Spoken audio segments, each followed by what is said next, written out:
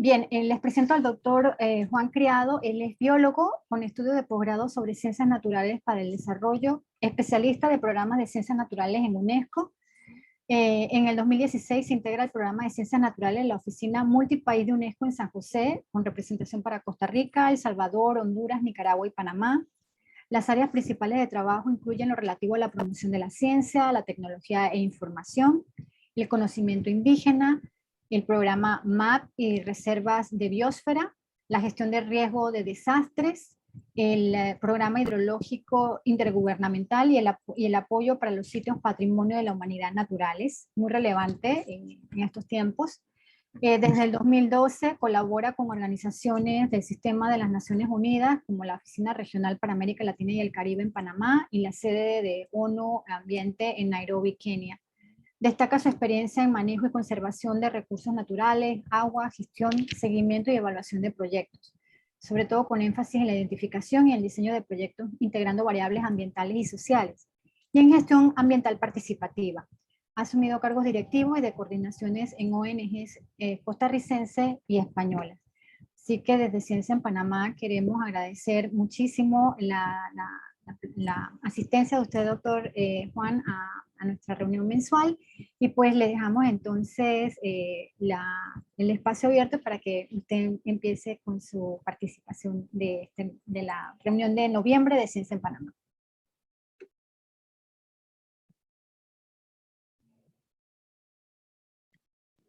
Bueno, muchísimas gracias, doctor Ivonne. Para mí es un placer participar en este evento, sobre todo teniendo en cuenta, y bueno, quiero agradecerles mucho en mi nombre, tanto de UNESCO, puesto que ya estamos, como ven aquí en la presentación, es el Día Mundial, mañana celebramos el Día Mundial de la Ciencia para la Paz y el Desarrollo, y la verdad es que esta actividad de hoy se enmarca en las diferentes actividades a nivel de la región y a nivel mundial que se están haciendo desde diferentes colegas y compañeros de UNESCO. Yo creo que es muy importante, y cuando hablamos de la ciencia para la paz y el desarrollo, tener en cuenta algunos temas que yo la charla o se la voy a compartir sobre todo dando un poco de énfasis en cinco temas que son los que trabajamos. Yo, como ha comentado Ivonne, soy el especialista del programa de Ciencias Naturales y entonces, bueno, voy a hablar de esta serie de 5 temas porque, bueno, como ya saben ustedes, la UNESCO, que es la Organización de las Naciones Unidas para la Educación, la Ciencia y la Cultura, pues nació precisamente para fortalecer estas 3 áreas, aunque ahora trabajamos en algunas más, a las que también yo voy a hacer un poquito de énfasis, ¿no? Si hablamos de ciencia para la sostenibilidad, una de las cosas que es muy tradicional o un poco especial o particular en la UNESCO es que se trabaja mucho a nivel de ciencia, sobre todo fortaleciendo la cooperación, favoreciendo el diálogo y compartiendo las experiencias internacionales y en particular mucho a lo que nosotros le llamamos esos programas intergubernamentales, que tienen en general una pata o un pilar científico bastante fuerte, ¿no? Ahí tienen algunos de los más tradicionales, ¿no? Entonces es lo que también nos hace un poco complejo cuando explicamos lo que hacemos, porque el mandato de UNESCO en ciencia es muy amplio, ¿no? Entonces, tanto desde la sede como desde las diferentes oficinas regionales o multipaís o nacionales, pues tratamos de acompañar y facilitar el trabajo y los compromisos de los Estados miembros, ¿no?, en estos temas, ¿no? Y hay algunos que van desde la ciencia, digamos, más básica y más conocida quizá, ¿no?, que es todo lo que hace el Centro Internacional de Física Teórica, ¿no?, el ICTP, que tiene también muchísima colaboración con diferentes colegas o el mismo The World Academy of Science o algunas otras instituciones más fuertes. También hay algunos programas particulares que ya comentaremos más adelante. Otros quizá un poco más conocidos, como son el programa hidrológico intergubernamental o el del hombre y la biosfera o el de los sitios de patrimonio mundial o el mismo programa LINX de conocimiento indígena, o la misma Comisión Oceanográfica Intergubernamental, ¿no? Que también trabaja mucho en toda la parte científica, como ya saben, acompañando a todos los objetivos del ODS, del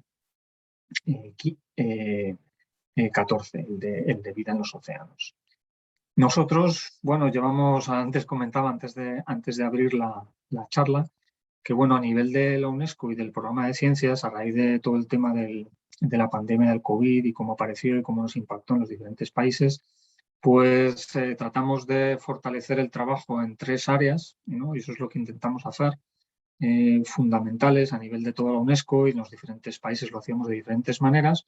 Y una de ellas, la primera, era precisamente toda la promoción del conocimiento científico, que tenía mucho que ver con todo el tema de la diplomacia científica y sobre todo la toma de decisiones basadas en evidencia y en la ciencia, que ya vimos que con el COVID es lo que, pues bueno, nos está permitiendo ver la luz al final del túnel, ¿no? Y con la generación de vacunas y una serie de conocimiento, la verdad es que bárbaro en poquísimo tiempo, ¿no? Unos avances científicos muy grandes, también muy ligado a eso, también todo lo que es la ciencia abierta, ¿no? Hubo mucha discusión también con todo el tema de las vacunas, las patentes y demás.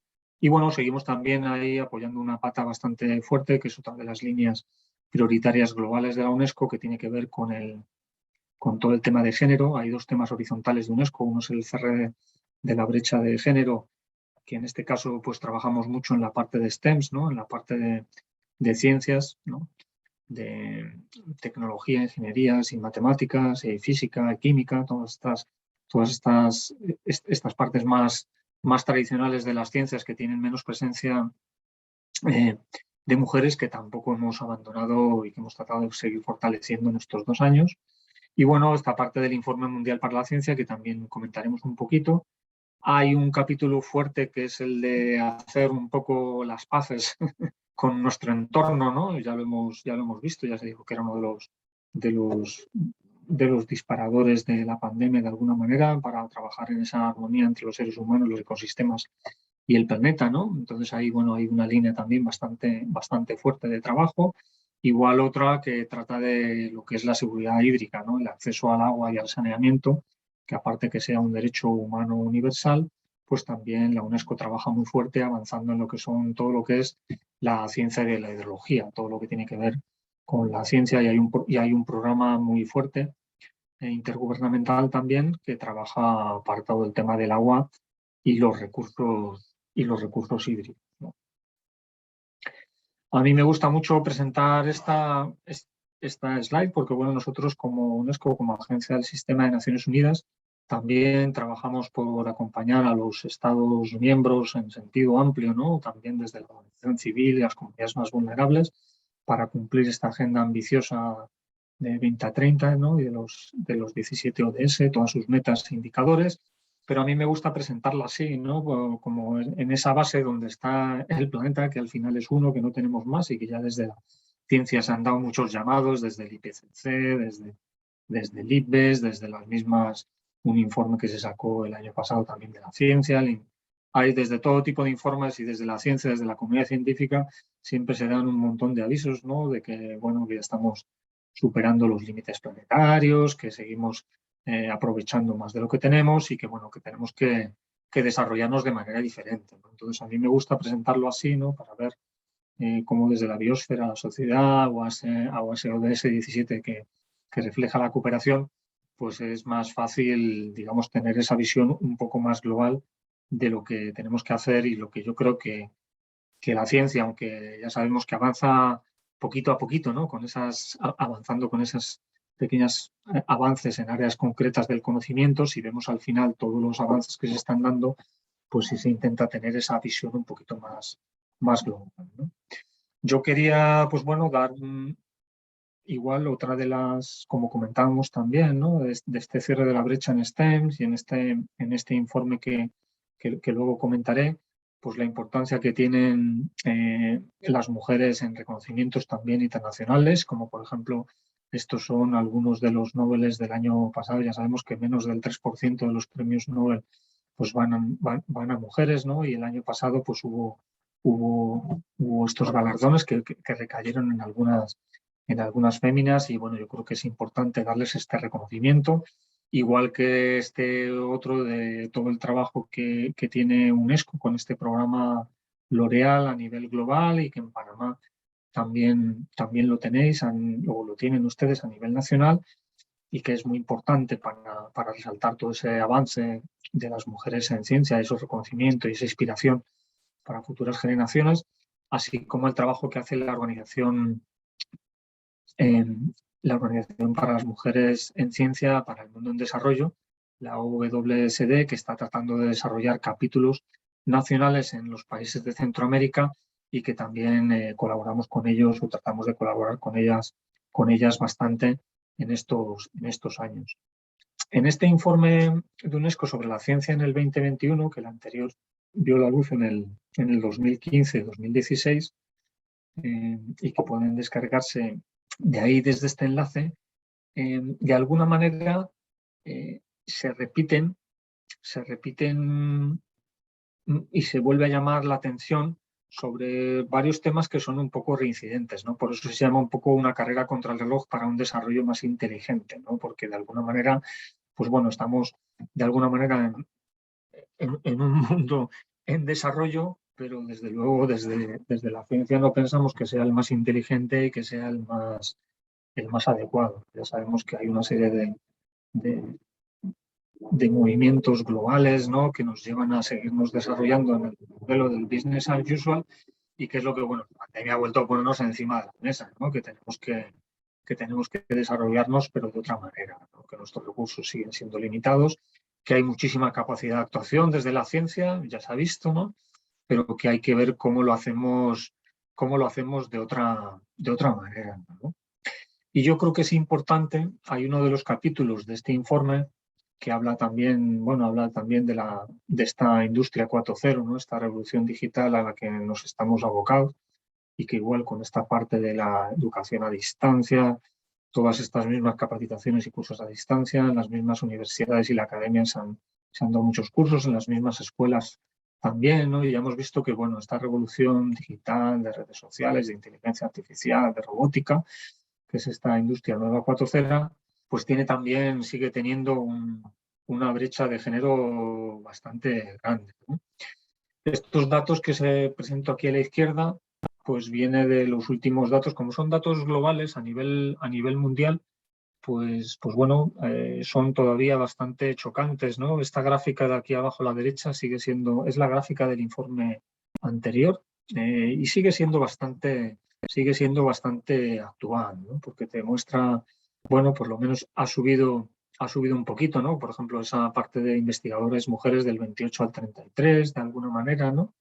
Que, bueno, sigue habiendo algunas áreas de conocimiento donde las mujeres son mayoritarias, como puede ser la de las ciencias de la vida, en algunos países eso que son más, pero en general, cuando vas a las otras carreras más de STEMs, ¿no? Como por ejemplo, como vienen aquí, ¿no? En ingeniería o en informática, pues ya los números bajan muchísimo, o en inteligencia artificial, o bueno, cuando hablamos ya de temas como de nuevas financiaciones o como viene ahí nuestros capitales de riesgos, que en el 2019 pues prácticamente un 2% solo se dedicaba a empresas emergentes que fueran fundadas por mujeres, se ve que sigue existiendo esta brecha de género por diferentes motivos, ¿no?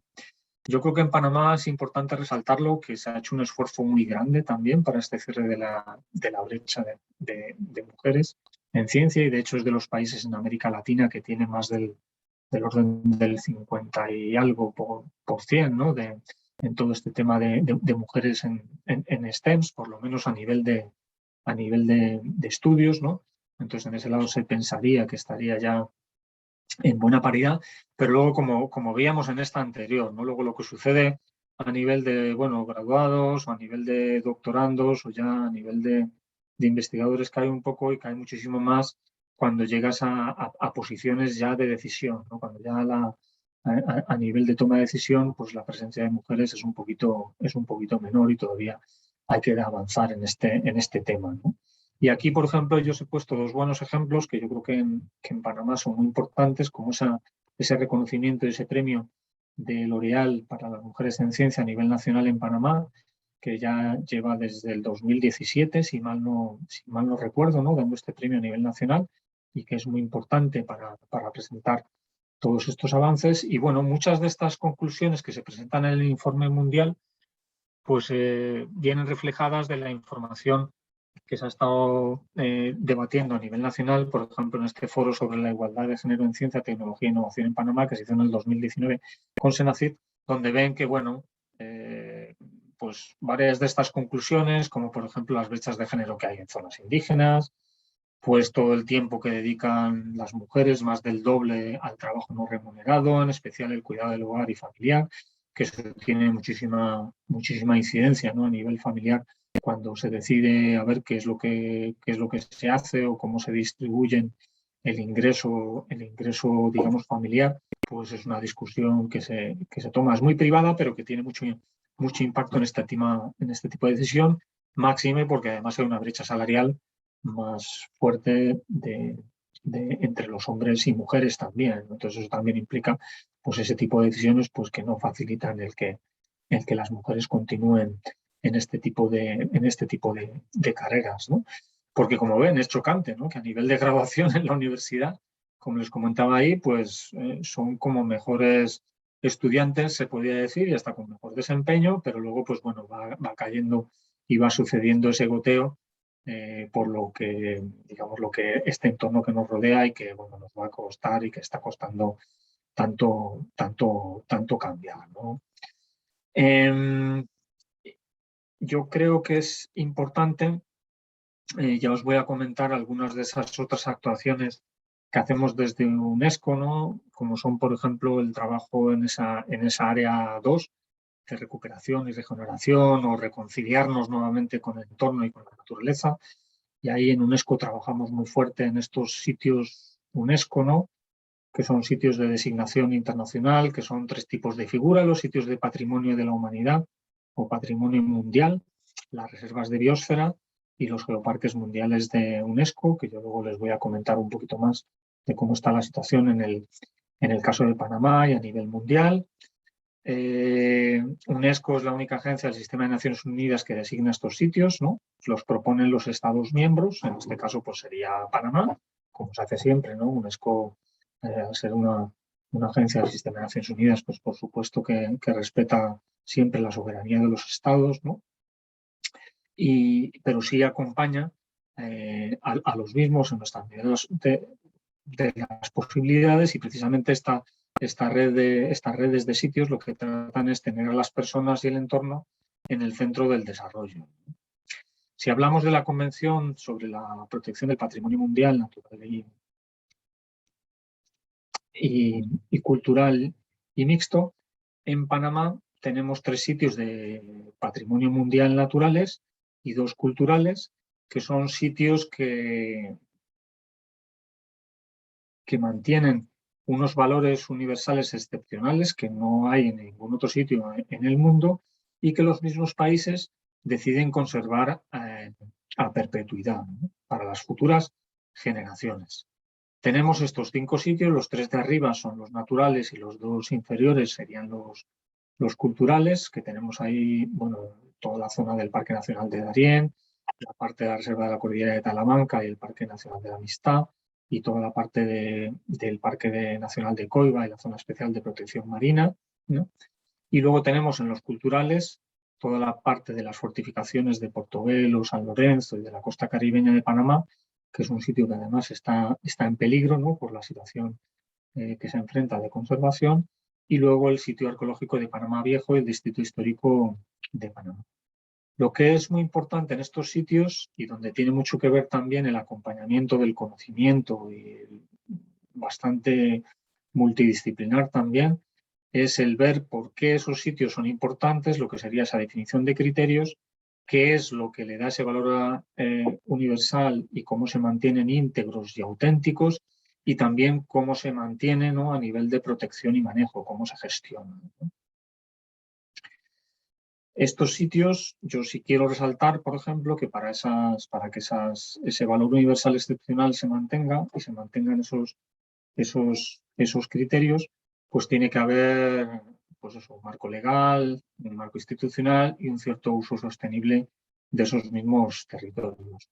Algo parecido sucede con las reservas de biosfera. En las reservas de biosfera, quizá la diferencia es que son sitios que también cumplen una función muy importante, tienen un valor de naturaleza y de recursos muy importante, pero también son territorios en general más amplios y donde se desarrollan también actividades económicas. Hay generalmente comunidades viviendo en las mismas y se mantienen también, un desarrollo, digamos, cultural y de las comunidades y los territorios que ahí viven que se mantienen en equilibrio con el entorno. Entonces, bueno, aquí se intenta también avanzar en esa base científica que mejore esa relación entre las personas y el entorno. A nivel de Panamá también hay otras 2 reservas que, como ven, son bastante amplias, ¿no? Más de 1,5 millones de hectáreas entre el Darién y la Amistad, y que tienen 3 funciones, entre las cuales está pues, toda la parte de investigación y mejora de conocimiento importante, muy ligado también a lo que es la educación ambiental en las 3 zonas de estas reservas, que incluyen la zona núcleo, que serían las áreas protegidas más tradicionales, pero luego también lo que sucede en el entorno a nivel de amortiguamiento y de transición, donde ya hay asentamientos humanos y suceden ya pues, otro montón de cuestiones y de desarrollo.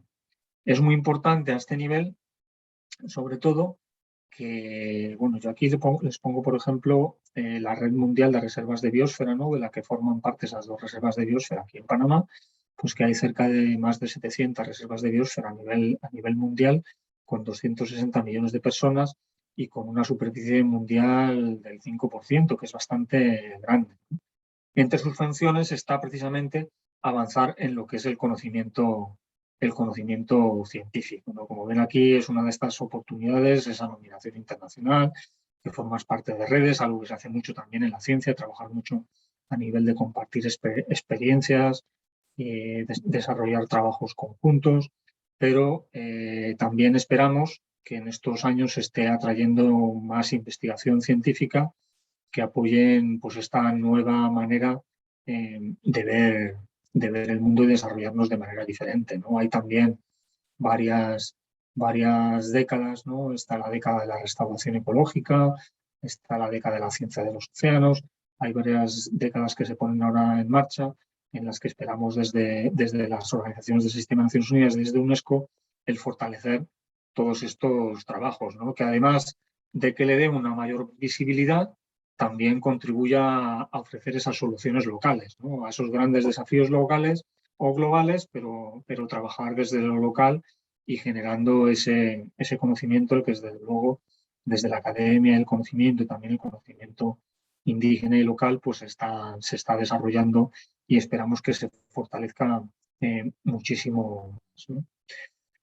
En Panamá, igual que en los países nuestros de la región, de aquí, de Centroamérica, también la UNESCO trabaja fuertemente con el tema del conocimiento indígena y tenemos, bueno, hay una política de colaboración de la UNESCO con los pueblos indígenas, basado también en la Declaración de Naciones Unidas de los Derechos de los Pueblos Indígenas, porque ellos siguen viviendo en muchas zonas del territorio, han vivido allí desde mucho tiempo y estos, digamos, reconocimientos internacionales en muchos casos les han venido a posteriori, ¿no? Entonces hay un trabajo muy fuerte de la UNESCO de reconocer esa parte de conservación y protección del medio ambiente, ese patrimonio cultural inmaterial también, pero también trabajamos en esa parte de derechos humanos y libertades fundamentales, de igualdad, ¿no?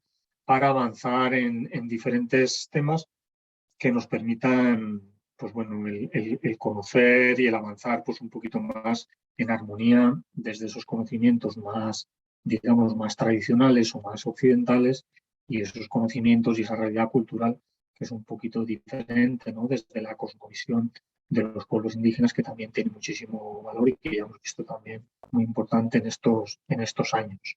Estamos avanzando también bastante como parte de esta respuesta del COVID, ¿no? Con todo el tema que ha pasado ahora precisamente del COVID y de situaciones de amenazas de tipo natural que al final acaban en desastres, ¿no? Hay mucho que tiene que ver con todo el tema del agua, pero ahí y que se prevé que vayan que se prevé que vayan a ir a mayor, pues también se está avanzando mucho en lo que ahora se conoce como las soluciones basadas en la naturaleza, ¿no? Que es no trabajar y pensar en contra de lo que sucede en nuestro entorno, sino aliarnos, ¿no? Y ver la manera de dar esa visión un poquito más global, ¿no? Puede ser fácilmente a nivel de cuenca, ¿no? Que nos permita ver lo que está sucediendo, por ejemplo, en una cuenca desde la parte alta a la desembocadura en el mar, para ver todo lo que sucede ahí, todo el desarrollo que sucede ahí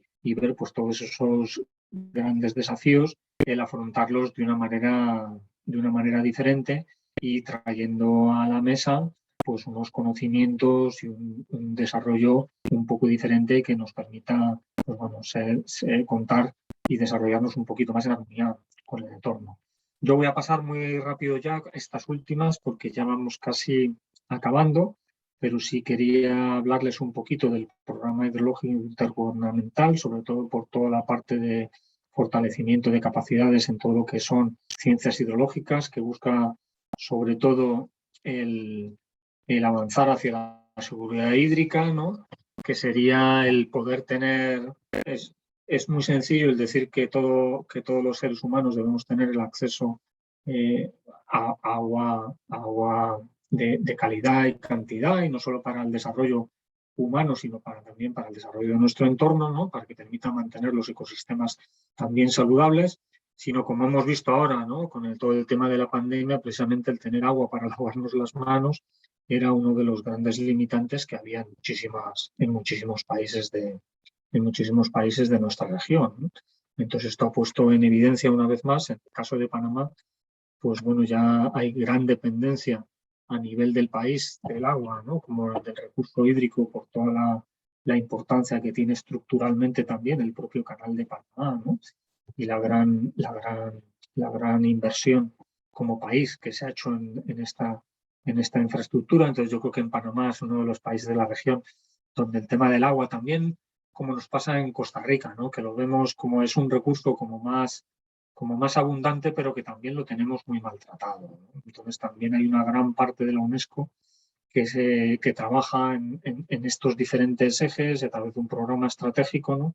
Para fortalecer y avanzar y garantizar esta seguridad hídrica muy de la mano de la academia, ¿no? Lo que nosotros llamamos la familia del agua o las cátedras UNESCO, que generalmente están alojadas en universidades, que tienen un interés especial en colaborar y contribuir a las prioridades de UNESCO y de los países en temas concretos, que también nos acompañan en este trabajo, ¿no? Como también, igual que ha pasado con en el informe de la ciencia, a nivel del agua y del recurso hídrico, desde la UNESCO, el Programa Mundial de Evaluación de los Recursos Hídricos, el WAP, genera cada año un informe mundial. Aquí, por ejemplo, tienen los 4 últimos, ¿no? Que tienen mucho que ver con todo esto que estamos hablando y la situación que se ha dado a partir del 2020, ¿no? Con la pandemia y ahora con la cumbre de Glasgow y con el convenio de diversidad biológica, ¿no? Que son muchos de los temas que están en la agenda y que también pasan a la agenda científica, ¿no? Como es el de este año, que ha sido el valor del agua, ¿no? Darle el valor que corresponde al agua, y que hemos visto que aunque es un bien esencial, pero que sigue habiendo muchísimos déficits para conseguir y tener una gestión integral del recurso hídrico que nos garantice el acceso al agua segura y al saneamiento en todos los países, ¿no? También son informes que lo que intenta UNESCO con esto es poner a los tomadores de decisión datos encima de la mesa, ¿no? para facilitar el avanzar hacia el cumplimiento de esos ODS, ¿no? En este caso, como en otros muchos, como ven, hay más de 17 agencias del sistema de Naciones Unidas que trabajamos conjuntamente para poder elaborar y producir estos informes que de alguna manera pues bueno, tiene UNESCO esa responsabilidad de compilarlos y de publicarlos anualmente, ¿no? Otro informe también muy importante que también vio la luz hace poco es este informe mundial sobre las ciencias oceánicas en el 2020 y bueno, ahí se ve también, ¿no?, algunos de los llamados y de los mensajes, ¿no?, de la importancia de que los países pues dediquen más del presupuesto de investigación y ya sabemos que en muchos casos también se ha visto reducido, en algunos países han subido, pero en otros han bajado a pesar de precisamente como consecuencia de la pandemia. Muchos países también redujeron sus presupuestos en IT, ¿no?, o en investigación. Y bueno, lo mismo pasa cuando vas a trabajar en los océanos, que ya saben que es bastante complejo, pues es bastante importante también el tener este tipo de informes desde la ciencia para la toma de decisiones.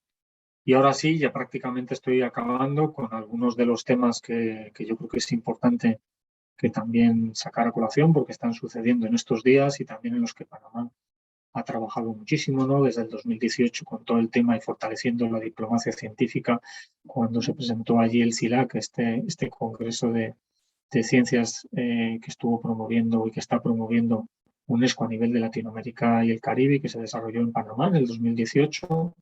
Toda la importancia de toma de decisiones basadas en evidencia y que estos días, por ejemplo, va muy ligado a lo que comentaba al principio de la importancia de la ciencia abierta, ¿no? Y estos días esperamos que se apruebe esta recomendación de UNESCO sobre ciencia abierta, que se apruebe estos días en la Conferencia General de UNESCO, que se está celebrando en estas semanas de ahora de noviembre, que esperamos que se apruebe y que la verdad le dé un buen apoyo y avance a la importancia de la ciencia abierta para el conocimiento y para el desarrollo sostenible, junto con el acceso abierto, ¿no?, que se llegue a ese intercambio de datos. Y bueno, aquí les ponía, como comentaba también, ¿no?, en la COP de Glasgow el pasado 2 de noviembre, los presidentes de los 4 países de Costa Rica, también de Panamá y de Ecuador y Colombia, pues pusieron sobre la mesa una declaración conjunta para avanzar en la conservación y el manejo de todo lo que sería el corredor marino del Pacífico Oeste tropical, que como ven ahí en el mapa es una zona amplísima del océano que tiene un extraordinario valor para la biodiversidad y para las especies marinas y que se lleva poniendo en evidencia ese valor por parte de la ciencia y los investigadores desde hace, pues yo creo que prácticamente más de 15 años y que son procesos en muchos casos largos, pero que, bueno, gracias a lo que ha pasado, yo creo que lo que ha pasado este año con la pandemia también ha servido para dar, en algunos casos, ¿no?, algunos líderes, pues yo creo que han visto también la oportunidad de poder avanzar con esos compromisos que no serán inmediatos, ni mucho menos, pero que yo creo que sí que permitirán el avanzar en algunos casos para que nuestros países, que tienen todavía tantísimo que ofrecer y que conservar y que mantener, pues puedan hacerlo a futuro para las próximas generaciones, ¿no? Y eso es prácticamente lo que yo les quería compartir. El informe de UNESCO para la ciencia, algunas de las recomendaciones habla de eso, ¿no?, de que y es cierto, ha habido entre estas sociedades, porque el informe habla de que es necesario avanzar como en esas dos líneas, ¿no?, esa transformación hacia la revolución digital, pero también hacia esa parte más ecológica y más en armonía con nuestro entorno, y que de alguna manera esas prioridades de desarrollo de todas las agencias de desarrollo y de la Agenda 2030 han tratado de irse alineándose en estos 5 últimos años. Y que, bueno, hay un llamado muy grande de acelerar este cambio, ¿no? Entonces se está avanzando ahí. Yo creo que en toda esa parte que tienen que hacer los gobiernos, el estar bien acompañados desde la ciencia y desde la academia y el conocimiento es fundamental. que es lo que va a permitir realmente el que se tomen esas decisiones más estratégicas, porque no va a ser fácil. No va a ser fácil cambiar ese modelo de desarrollo del business as usual, ¿no? Un poco es diferente. Y bueno, el ver cómo esa parte del PIB que se dedica a la investigación pues no siga mermando y siga avanzando. Entonces yo eso es lo que les quería compartir. No sé si tienen alguna pregunta. Yo creo que todavía nos queda un espacio amplio que nos permita bueno, que podamos, si quieren, en la medida de mis posibilidades, pues trate de atender alguna de las cuestiones que me quieran transmitir. Sí. Muchísimas gracias. A usted, doctor Juan. Bueno, sí hay algunas preguntas en el chat. Una es si existe la posibilidad que comarcas indígenas clasifiquen para estar en la reserva de la biosfera. Es una de las preguntas que tenemos en este momento. Sí, de hecho ya sucede. O sea, tanto en las reservas de biosfera como en los sitios patrimonio de la humanidad ya hay territorios y poblaciones indígenas que están ahí, que están allí dentro, ¿no? Cerca de, ya saben que a nivel, por ejemplo, de Centroamérica, pues más del 40 o 50% de la superficie así de bosques que todavía quedan y que están en mejor estado de conservación, pues también, digamos que solapan, ¿no? También con algunas áreas protegidas, pero también con muchos territorios y zonas de reservas de biosfera y de patrimonio de la humanidad, ¿no? Entonces, sí, claro que sí. De hecho, llevamos colaborando desde hace ya bastante tiempo, tanto a nivel de los sitios de patrimonio de la humanidad como de reservas de biosfera, con avanzar en todo este diálogo, ¿no? de estos sitios y de la gente que vive o depende de ellos. En algunos casos hay territorios per se, con titulación reconocidos, y en otros son también zonas de uso. Hay muchos de ellos que son zonas también que tienen un valor sagrado por diferentes cuestiones, ¿no? Y también están ahí, por supuesto que hay cabida, ¿no? Para coincide mucho, si esa, digamos, la cosmovisión indígena con la visión que se tiene tanto de las reservas de biosfera como de los sitios patrimonio de la humanidad, ¿no? Entonces, sí, es una de las situaciones que está sucediendo ahora, ¿no? Como se ha visto también en estas declaraciones que hay a nivel de la COP de Glasgow y que habrá en la COP de la CBD en la segunda parte a partir de marzo o abril del otro año, ¿no? Vale, bien, tenemos otra pregunta. Nos dicen que dependiendo del informe de la UNESCO sobre la preservación y manejo de sitios geológicos, entre los que mencionan algunos aspectos sobre minería, si UNESCO tiene alguna posición sobre la extracción minera y si hay una manera sostenible de poder realizar esta práctica en lugares tropicales con alto contenido de biodiversidad. Buena pregunta. Ya se nos ha dado en el marco precisamente de las redes, por eso es importante el que trabajemos tanto en red para aprender de lo que ha sucedido en otros países. Estamos, por ejemplo, hablando con los compañeros de varias reservas de biosfera, por ejemplo, en Perú y en Chile, que en algún caso sí tienen algunas explotaciones mineras, para avanzar con propuestas que hay en algunos de nuestros países, ¿no? No sé bien si lo preguntan por algún caso concreto en Panamá, si sé que, por ejemplo, en Costa Rica se da con todo el tema de la minería de oro a cielo abierto en Crucitas, en la zona de reserva de biosfera de Huaypaz, pero sí se está hablando, lo que pasa es que, bueno, también hay que tener en cuenta que en algunos casos hay también legislaciones y países que no tienen, digamos, que no tienen permitida la minería a cielo abierto, ¿no? Que no permiten la explotación de petróleo, como por ejemplo le pasa a Costa Rica, ¿no? Entonces, bueno, lo que diga la UNESCO siempre prevalecerá lo que digan los países, ¿no? Y si no, pues ahí habrá que establecer ese diálogo y ese debate para ver cómo es que se puede hacer. Pero en cualquier caso, lo que siempre hay que hacer, tanto los sitios patrimonio como las reservas de biosfera, se designan y los proponen los países porque cumplen una serie de criterios para ser designados como tales.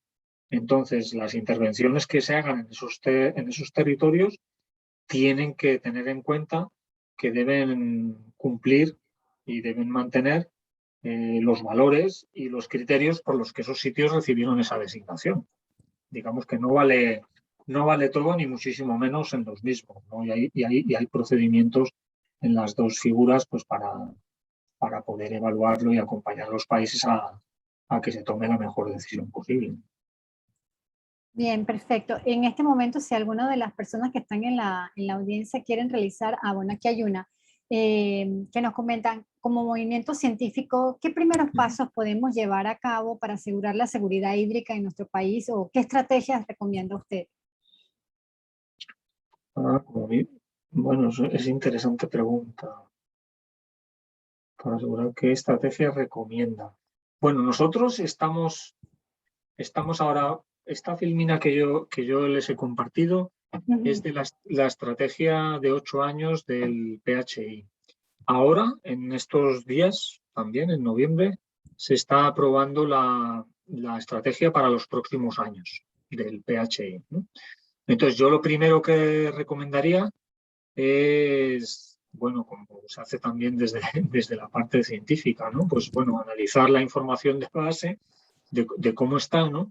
La situación, ¿no? Y cuáles son las prioridades más grandes. En este caso, pues se podrían, bueno, aparte de revisar los documentos estratégicos del Plan de Seguridad Hídrica de Panamá y demás, también, en este caso, si es para acompañar a UNESCO, sería a partir de ese plan estratégico del PHI, ¿no? Del el 9º plan, que es este que va a empezar a entrar en vigor el año que viene, y analizarlo de manera conjunta con lo que comentaba yo también, esa familia grande del agua en la UNESCO, que incluye desde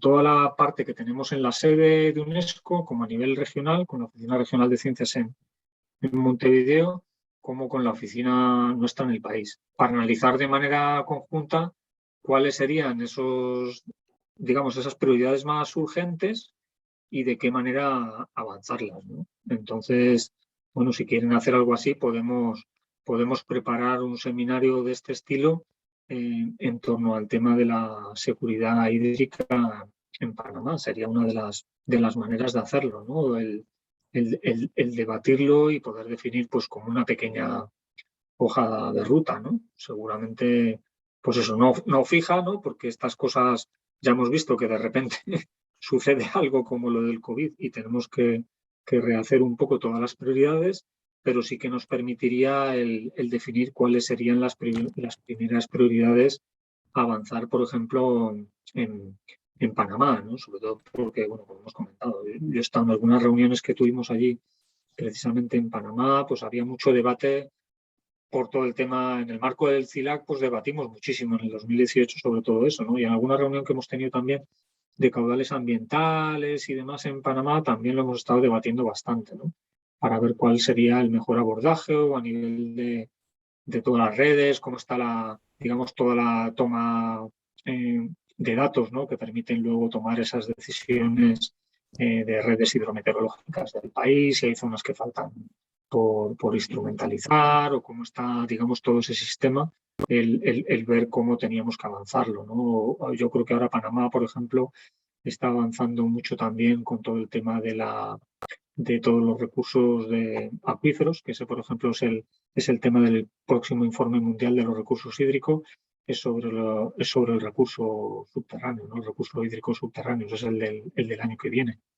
Y ahí, por ejemplo, a nivel de la región se está avanzando también mucho, ¿no? Los países están tratando de avanzar mucho precisamente para tener primero una mejor claridad en todo el tema del balance hídrico, ¿no? Que sería pues la primera base es tenerlo actualizado para ver sobre lo que tenemos, lo que podemos dedicar así groseramente, ¿no? Al desarrollo humano, pero también para dejarlo para el medio, ¿no? Para el medio natural y para todos los medios acuáticos y costeros, que tanto dependen también de ese recurso.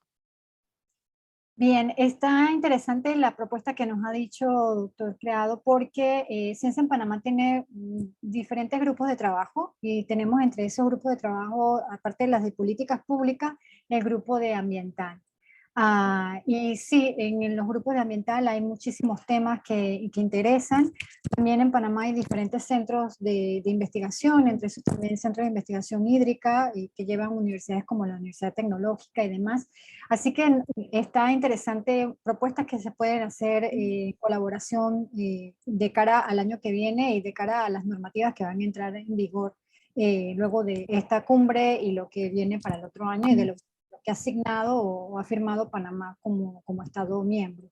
Pero sí, hay muchísimas cosas de interés y bueno, en parte, y que convergen con los objetivos que tenemos desde el movimiento. Por un lado, la divulgación científica, dar a conocer la ciencia y la popularización, y por el otro, la toma de decisiones basadas en evidencia y la aplicación en políticas públicas de cara a la sociedad. Entonces, no sé si no hay alguna otra pregunta más por parte de la audiencia.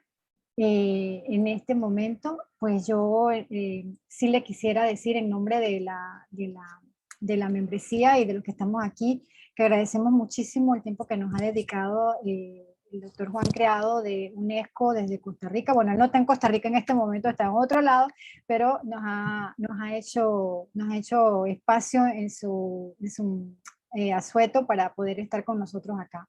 Y agradecerle enormemente el tiempo y ya escuchará de nosotros y le mandaremos correos y tal para hacer este tipo de colaboraciones. Así que... No, muchísimas gracias, de verdad, Ivonne. La verdad es que eso nos ha pasado mucho este año, ¿no? Hemos tenido también la opción de hablar así como un poco más de manera más llana, ¿no? De qué manera, yo creo que eso ha servido mucho, ¿no?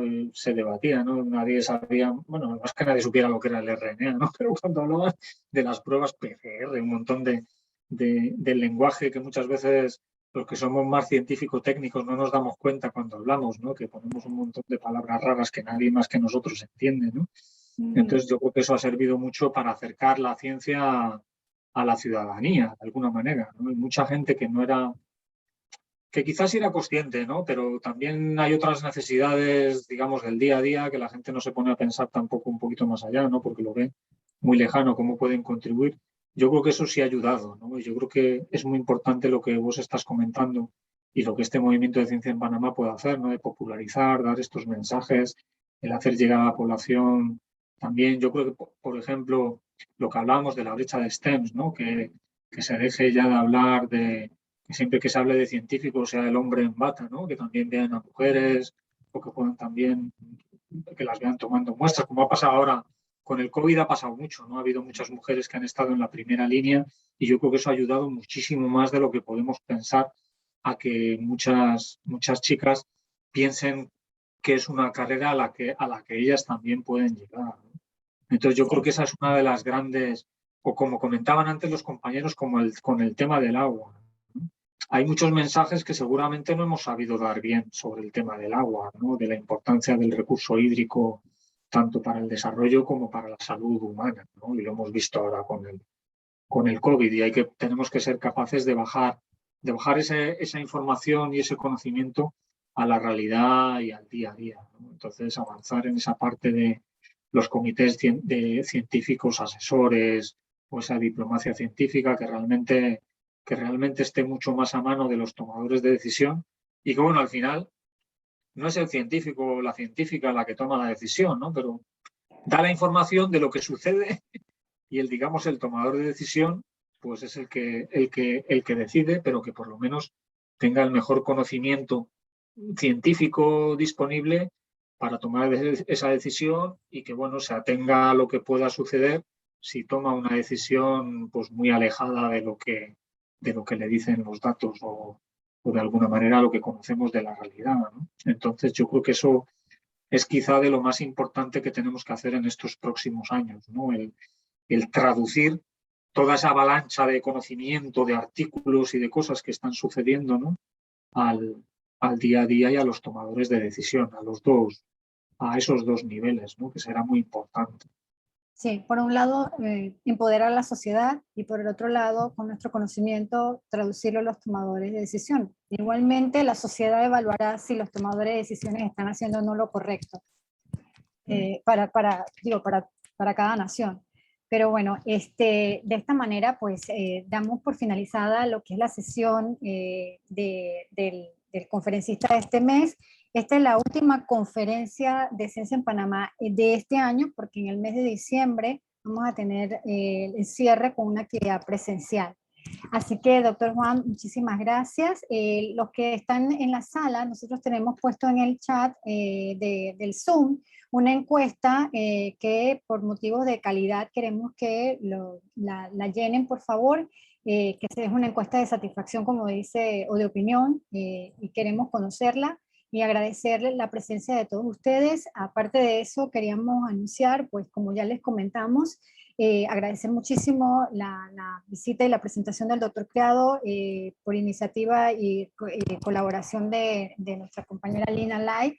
Y también queremos anunciar pues, que para el mes de diciembre, el día 16 de diciembre, vamos a llevar a cabo nuestra reunión mensual para celebrar el año.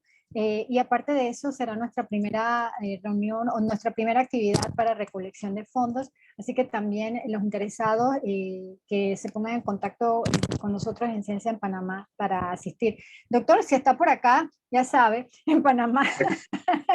Para diciembre. No, seguro que les visitaré, no sé cuándo, porque como lo hemos comentado antes, esto está bien complicado todavía, pero aún seguro que nos conoceremos allá en Panamá. Sí, Muchísimas gracias, de verdad. Gracias a usted, doctor. Y bueno, a los que han asistido y atendido la llamada de hoy, muchísimas gracias. El conversatorio va a estar disponible prontamente en nuestras redes, sobre todo a nivel de la página y de YouTube. Y agradeciendo nuevamente a la presentación del doctor. Bueno, si tienen algún comentario, algo que quieran compartir con nosotros o con el doctor, están abiertos los micrófonos en este momento, si no, entonces para ir dando cierre a la actividad.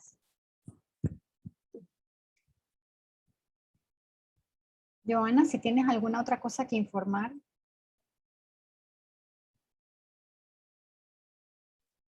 No, de mi parte no. Agradecemos que nos llenan la encuesta porque así nos ayuda a hacer la evaluación de la actividad. Y muchas gracias por acompañarnos en el día de hoy.